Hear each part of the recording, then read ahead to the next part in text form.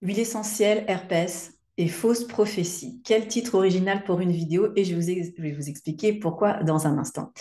Alors déjà, donc ce week-end, je discutais avec une personne et qui me disait, tu sais, il faut bien distinguer la vraie prophétie de la fausse prophétie. La fausse prophétie, c'est tout est facile. Tout est facile et on a l'impression qu'on peut arriver facilement à nos objectifs. Alors je me suis dit que ça me ressemblait drôlement à l'ère aromatique qu'on est en train de vivre en ce moment, puisque vous savez, en ce moment, je fais la chasse aux arnaques aromatiques. Et effectivement, on a l'impression qu'un symptôme égale une huile essentielle et que tout ça, ma foi, c'est très facile et on peut guérir tout, n'importe qui, n'importe comment et n'importe quand. Eh bien ça ressemble fort à une fausse prophétie parce que la médecine et l'algorithme aromatique, comme nous on l'a développé à l'école Pénoël, c'est beaucoup plus complexe que ça. Et je me suis dit que pour illustrer cette idée, eh bien, j'allais vous prendre l'exemple de l'herpès. Vous allez voir, c'est très, très intéressant. Alors, l'herpès, évidemment, hein, vous savez, herpès, huile essentielle, vous allez avoir toute une série de recettes. Vous savez que nous, on ne fonctionne pas comme ça et que quand on veut travailler sur une guérison profonde, une guérison durable, eh bien, il faut d'abord actionner son cerveau aromatique. Alors, c'est parti. Si vous le voulez bien, eh bien, on va dérouler un petit peu cette espèce de réflexion aromatique. Alors, la première des choses qu'il faut savoir, c'est que l'herpès est un virus. Hein, ça paraît évident, mais c'est mieux de le dire. Et c'est un virus particulier parce que déjà, il reste à vie dans l'organisme. Ça, c'est un élément extrêmement important. Point numéro un. Le deuxième point, c'est que chaque virus, eh bien, il a ce qu'on appelle un tropisme, c'est-à-dire il a un territoire, il a une place. On va parler de l'herpès 1, de l'herpès 2. Ce qui est intéressant, là je prends mes notes pour vous en parler, c'est que par exemple pour l'herpès 1, plus classiquement, eh bien, ça va être au niveau des lèvres, alors que l'herpès 2, qui est l'herpès génital, eh bien, ça va être au niveau génital. Donc on voit bien qu'ils ont chacun un territoire, ils ont chacun une place, et ça c'est aussi très important, vous allez le voir dans un instant. Alors pour vraiment développer cette réflexion autour de l'herpès, je vais vous donner une grille que je vous invite à noter. Cette grille, elle est enseignée à l'école Pénoël. Alors évidemment, on va beaucoup plus loin dans l'école puisque c'est une formation qui dure sur un an, mais c'est quand même des données mémotechniques, je pense, qui vont vraiment vous être utiles. Alors, on appelle ça le G-RELOR. Toujours quand on a une problématique qui est sur du long terme, on s'intéresse à un soin général, donc G-RELOR, R pour régional, L pour local et R pour réflexe, G-RELOR. Si vous avez cette grille en tête et qu'à chaque fois qu'il y a un problème, vous vous dites, attends, je sors mon joker, gérer l'or, vous allez voir, vous allez commencer à développer un cerveau aromatique, une réflexion hors du commun pour justement arriver à des processus de guérison hors du commun. Donc, cette grille Gérelor, number one, très, très important. Alors, on va prendre l'exemple de l'herpès. Qu'est-ce que ça veut dire le soin général avec l'herpès? Et bien là, j'ai pris mes petites gélules, voyez, donc ça c'est des gélules végétales. Et le soin général, ça veut dire qu'on va prendre des huiles essentielles par voie orale. Alors, je ne vais pas vous donner de recettes ici, hein, parce qu'évidemment, il faut rencontrer des professionnels, des spécialistes formés, mais je vais commencer à vous faire un petit peu réfléchir. Donc, vous voyez, ça, cette gélule, elle a donc tête et corps. Hein, ce qu'on appelle le corps, c'est la partie haute et la tête, la partie basse. On va remplir son huile essentielle. Donc, ça, c'est des gélules, on va remplir sa gélule, pardon. Ça, ce sont des gélules végétales, d'accord? Donc, les gélules végétales, eh bien, c'est fait à partir du bois de pin, et voilà. J'avais rempli juste avant cette petite gélule qui sera peut-être plus visible, vous voyez. Donc là, j'ai rempli avec de l'huile essentielle et je vais compléter avec de l'huile végétale. Et ensuite, je vais refermer ma gélule et je peux en faire ainsi plusieurs d'avance. Donc là, on est dans un soin qu'on appelle général. Donc, je vais toucher le microbiome, aussi appelé microbiote. Alors, un petit instant, dans le microbiome, ce n'est pas que les bactéries qu'on appelle le bactériome. On a le virome, c'est-à-dire les virus. On a également le parasitome avec tous les parasites. On a le mycome avec tous les champignons. Donc, on a virome, bactériome, mycome et enfin parasitome. D'accord? Donc, en prenant des huiles essentielles par voie orale, on va effectivement toucher eh bien, tout ce microbiome qui contient tous ces différents, toutes ces différentes populations. D'accord? Donc, c'est compliqué de simplement s'attaquer à l'herpès en disant, tu mets une petite goutte de, je ne sais pas moi, de laurier, par exemple, sur ta lèvre. Vous comprenez bien qu'il y a un aspect structurel et conjoncturel. Donc, quand je mets une petite goutte sur la lèvre, je suis dans l'aspect vraiment local et c'est un aspect, on va dire, conjoncturel. J'ai mal mangé, il fait froid, j'ai la baisse de mes défenses immunitaires, bim, j'ai une poussée d'herpès. Poussée d'herpès, ok, c'est, on va dire, conjoncturel. Maintenant, on s'attaque au côté structurel. Donc, la voie orale, ça c'est important, hein, la voie générale. Ensuite, on a ce qu'on appelle la voie régionale. Alors, régionale, ça veut dire que au-delà d'appliquer juste au niveau local, eh bien, on va appuyer par exemple sur des zones au niveau du ganglion. Donc, par exemple, si je prends l'herpès 2, donc au niveau génital, hein, je lis mes petites notes en même temps, eh ben, ça va être intéressant hein, pour l'herpès au niveau génital d'appliquer au niveau de l'aine. Pourquoi l'aine? Parce que là, c'est toute la zone lymphocytaire. Et sur cette zone lymphocytaire, eh bien, on va activer ce système immunitaire. Donc là, on est déjà dans un soin qu'on appelle régional. Tout à l'heure, on était dans le général. Là, on est dans le régional. Je vous ai parlé aussi du local. Et le soin réflexe, après, c'est toute la connaissance avec la médecine chinoise et les méridiens. Mais ça, c'est un autre domaine.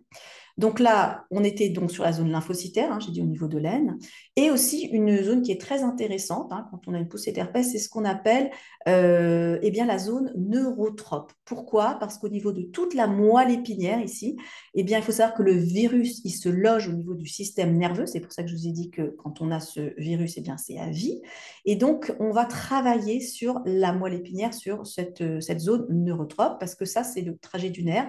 Et effectivement, en agissant sur le trajet du nerf, eh bien, on va pouvoir cibler ce virus. Donc, vous voyez, quand là, j'ai complètement déroulé, j'ai fait exploser la réflexion, c'est-à-dire plutôt que de vous dire herpès, prends du laurier, mets sur ta lèvre, je vous explique l'aspect conjoncturel, l'aspect structurel, je vous explique le gérer l'or, et je ne vous ai pas encore vraiment parlé des huiles essentielles. Donc, vous vous rendez compte que quand vous consultez des personnes qui sont formées à notre école, et là, je vous parle vraiment de l'enseignement du docteur Pénoël, qu'à la fin, quand elles vous disent prenez telle ou telle huile, vous vous rendez compte qu'il y a tout un algorithme de réflexion. Là, ça va me mettre plusieurs minutes, mais normalement, la personne qui est entraînée, habituée, ça va très vite. Et à la fin, elle vous dit oui ou non. Donc là, il y a toute cette réflexion par rapport au gérer l'or, donc déjà d'identification de quel type de virus, ensuite, l'identification au niveau du gérélor et après, donc, et aussi les différentes modalités, est-ce que c'est la peau, est-ce que c'est la bouche, etc. Et après, maintenant, on va parler des huiles essentielles. Donc, comprenez bien que là, on est en plein dans, moi, ce que j'appelle une vraie prophétie, au sens où l'histoire que je vous racontais au départ, c'est-à-dire qu'il y a de la réflexion. Et là où il y a de la réflexion, il y aura un processus de guérison parce qu'on sait de quoi on parle. Et simplement de vous dire, prends cette huile, tu vas guérir, eh bien là, on est dans une fausse prophétie parce que la vraie prophétie, c'est de pouvoir amorcer cette réflexion. Alors, ensuite, on va réfléchir maintenant aux huiles essentielles. Alors, les huiles essentielles, il y en a beaucoup, mais sachez que quand on travaille avec des virus ou avec des bactéries, ce n'est pas les mêmes catégories moléculaires. On sait par exemple que quand on a une fonction OH, alors toutes ces huiles essentielles qui ont une fonction OH, donc par exemple, je vais vous parler des phénols, des monoterpénols, oui, elles agissent sur les bactéries. Pour les virus, ce n'est pas la peine d'aller chercher des huiles à phénol. On sait très bien que pour les virus, on peut travailler avec des chaînes hydrocarbonées simples. On va aller par exemple sur des monoterpènes et on a des très bons résultats. Donc, encore un autre algorithme. Et là, maintenant, je vous parle des huiles essentielles. On va chercher dans des huiles essentielles plutôt pour les bactéries ou pour les virus. On va dire plutôt pour les virus. C'est plus intéressant, c'est moins agressif, donc on n'a pas besoin des phénols. Voyez, donc ça encore une autre forme d'algorithme. Donc là, on s'oriente sur quel type d'huile essentielle on va utiliser. Donc ça, c'est quand même intéressant. Et ensuite, ce qu'on peut voir, c'est qu'il y a des huiles essentielles qui vont être spécifiques, qui vont agir à un niveau intracellulaire. Donc là, après, on va vous choisir des huiles essentielles qui ont cette capacité d'agir à un niveau intracellulaire avec l'herpès. Voyez.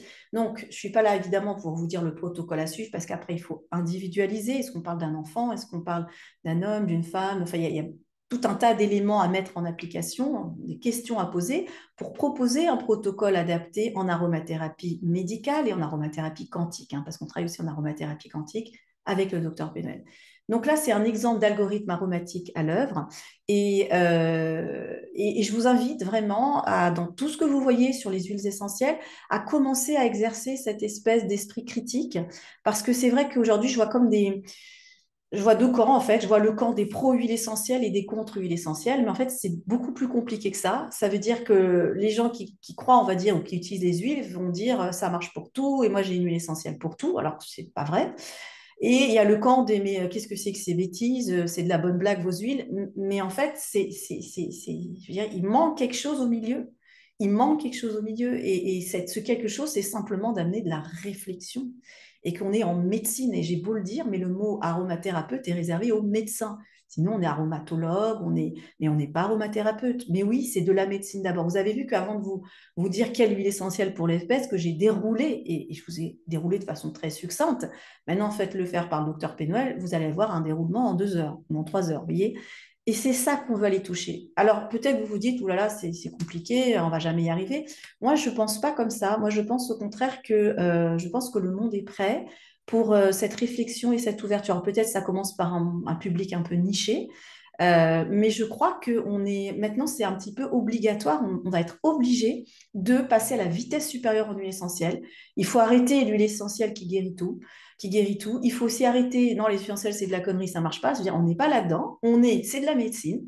Fais tes études de médecine ou alors commence à te former à une forme d'algorithme aromatique.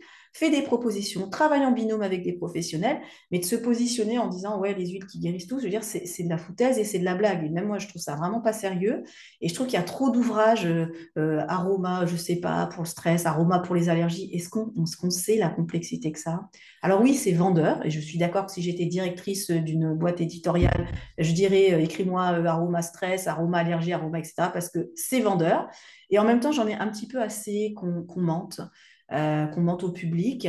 Et dans ce public, je pense qu'il y a des gens qui veulent vraiment trouver des solutions, mais qui n'ont pas forcément, qui ne savent pas exactement où s'adresser.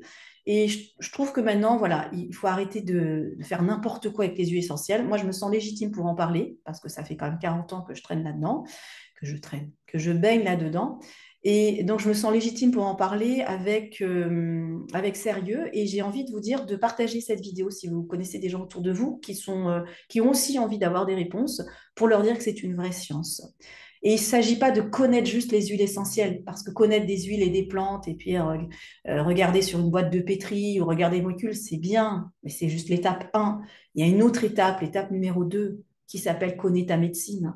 Connais ta médecine, fais de la médecine. Et ensuite, tu relis les deux. Et ça, c'est du boulot. Bah oui, ça demande du temps. Alors, soit on connaît, et c'est bien parce qu'on a vu faire, soit on se forme, mais je pense qu'il faut passer à un stade supérieur et passer à autre chose que les petites recettes bobologiques qui marchent pour très ponctuellement. Je me suis connue, je mets un peu de menthe poivrée, j'ai un bleu, je mets un peu d'érythritol, c'est OK, il n'y a pas de souci.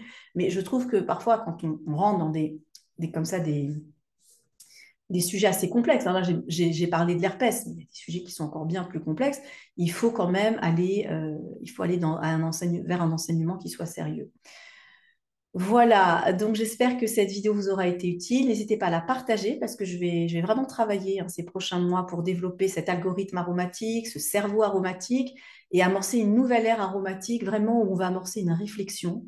Et voilà, on ne peut pas y passer. Et puis ceux qui ne veulent pas amorcer une réflexion, qui veulent juste le remède magique, vous trouverez tout ce qu'il faut sur ce marché. Vous aurez des vendeurs de poudre de le perdre d'un pimpin. Mais je voulais quand même dire quelque chose. Il faut savoir qu'il y a quand même certaines sociétés, notamment aux États-Unis, ça fait partie de leur plan marketing de simplement dire il faut une huile essentielle pour chaque symptôme. C'est-à-dire ils ont développé leur business model sur un symptôme, un problème égale une huile essentielle. Et ça marche, enfin, ça marche, voilà, on peut faire des millions, des milliards, mais voilà, c'est basé sur une fausseté. C'est pour ça que je parle au début de fausse prophétie. Parce que clairement, c'est pas vrai. La médecine, encore une fois, c'est complexe et tu peux pas avoir euh, un symptôme égale une huile essentielle. Déjà, des fois, il faut pas d'huile essentielle. Des fois, il en faut, mais des fois, non. Parfois, il faut une huile essentielle, mais dans une place bien précise, c'est-à-dire pour un petit problème ponctuel, mais le reste du temps, il faut peut-être de la phyto, il faut peut-être de l'exercice, il faut peut-être des médicaments aussi allopathiques. Bah oui, des fois, ça peut servir. Tout ça, c'est complexe. Donc, je compte sur vous pour partager ce message. Je compte sur vous aussi pour être dans cette nouvelle mouvance aromatique qui n'est pas simplement dans de la science pure et dure, c'est-à-dire moi, je connais ma science des huiles essentielles et je sais que cette molécule tue cette bactérie, ça, c'est pas de l'aromathérapie, c'est une forme d'aromatologie, mais qui n'est pas appliquée au vivant.